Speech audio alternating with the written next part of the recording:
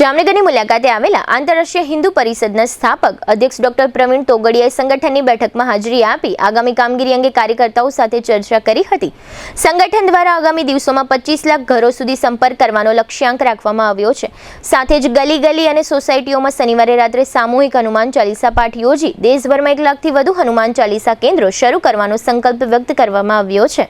Doctor તોગડિયાના જણાવ્યા મુજબ આ કેન્દ્રો મારફતે 24 કલાક હિન્દુ હેલ્પલાઇન, હિન્દુ 108 સેવા, મફત બ્લડ પ્રેશર સુગર તપાસ, તબીબી અને કાનૂની માર્ગદર્શન, બાળકોના પ્રતિભા વિકાસ તેમજ મહિલા સુરક્ષા જેવી સેવાઓ શરૂ કરવાની પણ યોજના છે। એક પ્રશ્નના જવાબમાં ડોક્ટર તોગડિયાએ નીટ પેપર લીક મામલે જણાવ્યું કે પેપર લીક ન થવું જોઈએ।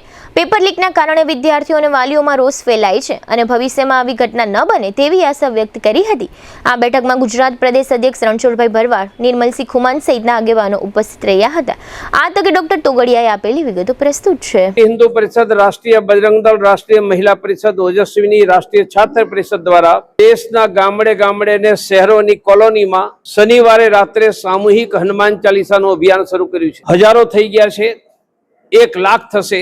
આ હનુમાન ચાલીસા જ્યાં ચાલશે ત્યાં લોકોને ધર્મનું આચરણ શીખવાડવું, 24 કલાક મદદની હિન્દુ હેલ્પલાઇન, હિન્દુ 108 ની વ્યવસ્થા આપવી, બ્લડ પ્રેશર સુગરની મફતમાં તપાસ, મફતમાં પ્રાઇવેટના ડોક્ટર, એડવોકેટ, રોગ મુક્ત, બાળકોની ટેલેન્ટ વધારીને ભણવામાં આગળ, મહિલા સુરક્ષા, આટલી બધી જ વ્યવસ્થા અમે હનુમાન ચાલીસા કેન્દ્ર દ્વારા શરૂ કરી રહી છે। તમે ત્યાં હનુમાન ચાલીસા કેન્દ્ર ચલાવો અને અમારા કાર્યકર્તાનો સંપર્ક। પેપર ફૂટી રહ્યા છે એટલે વિદ્યાર્થીઓ અને એના મા બાપનો ગુસ્સો છે।